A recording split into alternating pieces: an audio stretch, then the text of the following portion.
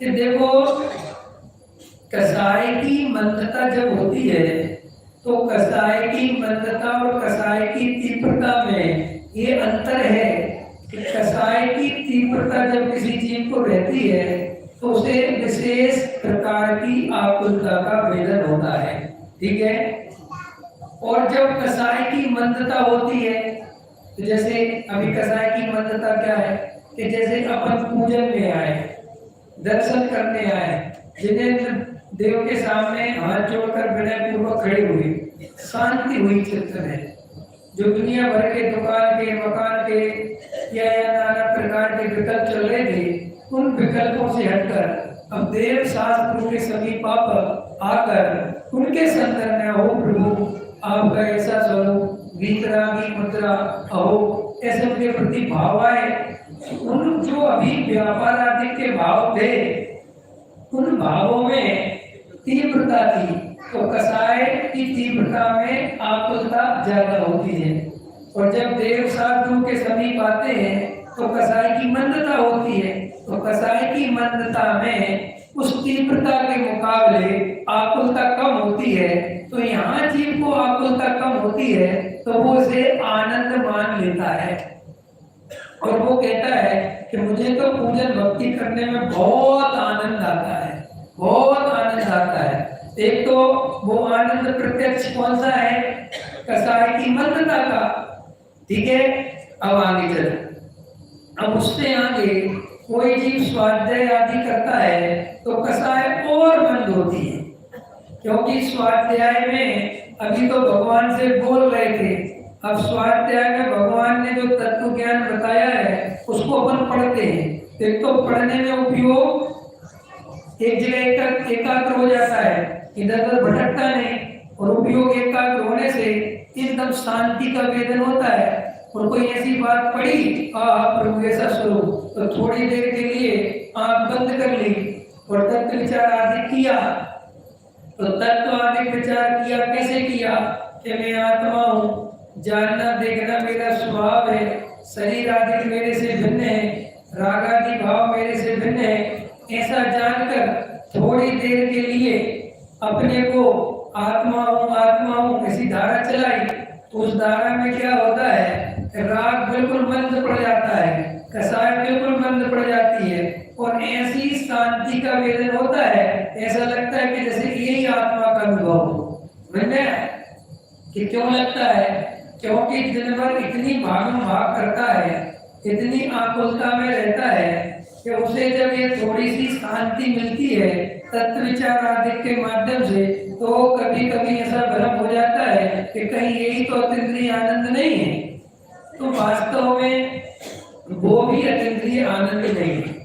अब मैं तुम्हें कुछ बातें बताता हूँ कि अतीन्द्रिय आनंद होता कैसे। तो सबसे पहले गुरुदेव ने जो जवाब दिया कि क्या होता है कि अतीन्द्रिय आनंद का स्वाद आने पर तो राग और ज्ञान की भिन्नता भाषित हो जाती है। बिल्कुल राग भिन्न दिखाई देता है और ज्ञान भिन्न दिखाई देता है, बिल्कुल भिन्न। और वो भिन्न ऐसा दिखाई देता है कि प्रतीति में आ जाता है। ये थोड़ी गहरी चर्चा है, समझने की कोशिश करना। ये ज्ञान में आना और प्रतीति में आने में क्या अंतर है।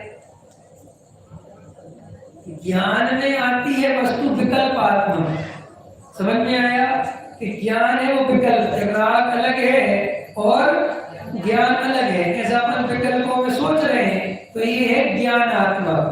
और जब वो श्रद्धा के लेवल पे पहुंच जाती है, जब वो श्रद्धा प्रतीति के लेवल पर वो भेद ज्ञान पहुंच जाता है, तो फिर ऐसा सोचना नहीं पड़ता, ऐसा विकल्प खड़ा नहीं करना पड़ता। वो अपने आप ही ये ज्ञान स्वभाव मेरा है और ये रागा की विकारी भाव मेरा नहीं, ये अंदर प्रतीति में अंडरस्टूड खचित हो जाता है। वो अपने आप ही धारा अपने आप ही चलती है, चलानी नहीं पड़ती।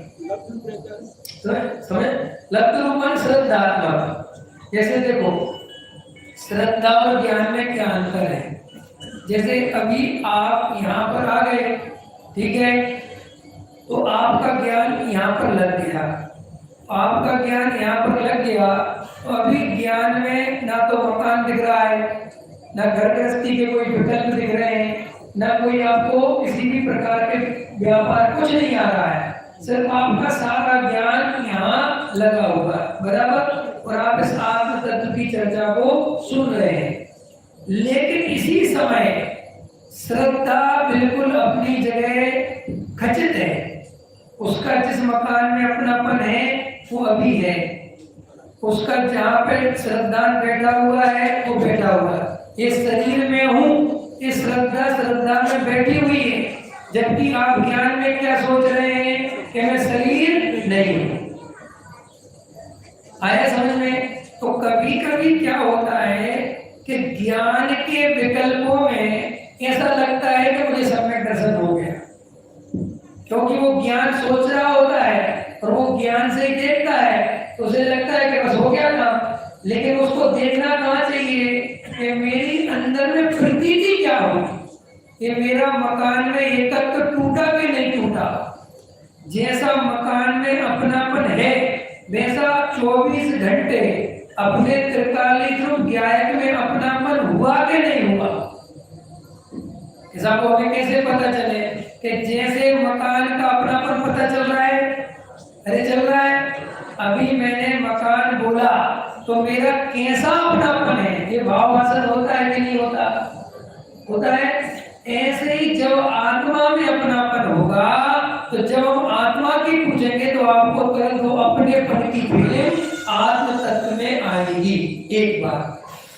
दूसरा, जिसे वास्तव में आत्मा की अनुभूति होगी तो आत्मानुभूति का इतना प्रभाव है, इतना उसका समझ लो स्वरूप है, ऐसी उसकी महिमा है कि जब कोई जीव वास्तव में अनुभूति को टच करता है और जब वो अनुभूति से बाहर आ जाता है तो इतनी निर्भरता का आनंद करता है, इतना निर्भर होता है कि उसे किसी चीज का भार दिखाई ही नहीं देता।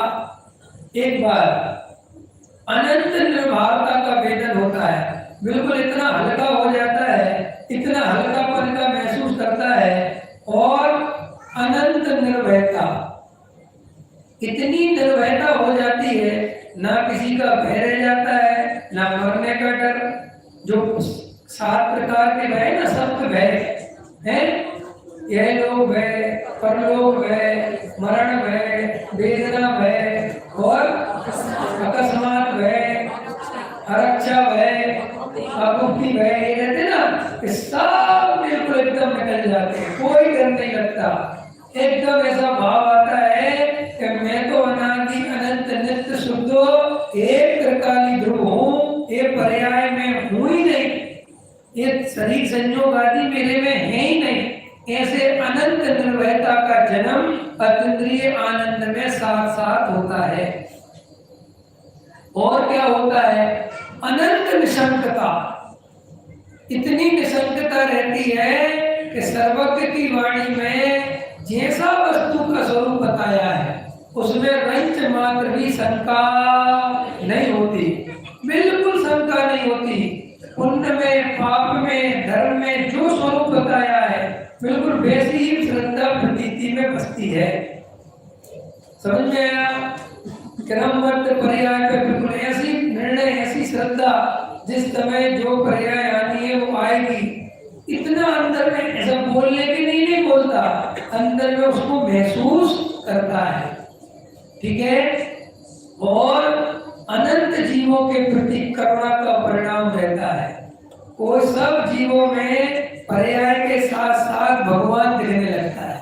जैसे मैं आपको भी पंकज जी देख रहा हूँ तो फिर जब सम्यक दर्शन होगा तो क्या होगा? पंकज जी अकेला नहीं देखूंगा, पूरा एक्सरा होगा। ये इसका शरीर, अंदर इसका त्रिकाली ध्रुव है, भगवान आत्मा वो ये है, पूरा एक्सरा चलता है। तो पर्याय भी दिखती है और द्रव्य भी दिखता है। मिथ्या दृष्टि को केवल और केवल पर्याय दिखती है। ठीक है? और क्या होता है? अंदर में साधर्मी के प्रति ईमानदारी वाला वात्सल्य रहता है। ईमानदारी वाला साधर्मी मिले तो ऐसा लगता है कि अपने अपने सगे भाई से भी बड़ा मिल गया। साधर्मी के प्रति बहुत वात्सल्य बढ़ता है। और ये जिन शासन की प्रभावना माने, जैसा मुझे आत्म तत्व मिला है, जैसा अतीन्द्रिय आनंद मुझे आ रहा है, जैसी निर्भयता निशंकता मुझे हो रही है, ऐसी प्रत्येक जीव को हो जाए, ऐसा भाव उसे आता है। तो ये सब लक्षण जब प्रकट होते हैं तो इस बात की निशानी है इस जीव के अब अतीन्द्रिय आनंद हुआ है। क्लियर हो गया? ईमानदारी कूट कूट के आ जाएगी, समझ में आया? बिल्कुल ईमानदारी। और धर्म के क्षेत्र में बिल्कुल मायाचारी छूट जाएगी। धर्म के नाम पर मानाधिक पोषण नहीं करेगा। मान चाहिए तो बाहर में करेगा, समझ में, लेकिन धर्म के नाम पर मानाधिक का पोषण नहीं करेगा। उसको अंदर में कभी भी जिन मंदिर देव शास्त्र गुरु के प्रति मायाचारी का परिणाम नहीं रहेगा। ये सब उसके लक्षण हैं। तो कसाय की मंदता में तो जिस समय तत्व विचार आदि करता है उस समय तो शांत रहता है, लेकिन जैसे ही तत्व विचार आदि से बाहर आता है वापस जो की जो आकुलता होवे तो समझ लेना कि तत्व विचार गहरा समझ में आया कि नहीं आया, पकड़ में आया कि नहीं आया। वो एक तृप्ति होती है अलग प्रकार की। जैसे अपन भोजन करते हैं ना तो आधा अधूरा बहुत तृप्ति नहीं होती, तो माँ समझ जाती है भोजन तो कर लिया लेकिन तृप्ति नहीं हुई, तो कोई दूसरा डब्बा खोलेंगे, कुछ और खोलेंगे, इसमें क्या है, इसमें क्या है, तो माँ क्या समझ जाती है कि तुम्हारा भी पेट नहीं भरा। नहीं नहीं नहीं नहीं, नहीं दिख रहा, क्योंकि जब पूरी तरह तृप्ति हो जाए तो कोई भी डब्बा खोलने का भाव। ऐसे ही जब आत्मा की परिपूर्ण श्रद्धा हो जाती है तो अपने आप ही आनंद चलता रहता है आकुलता के साथ।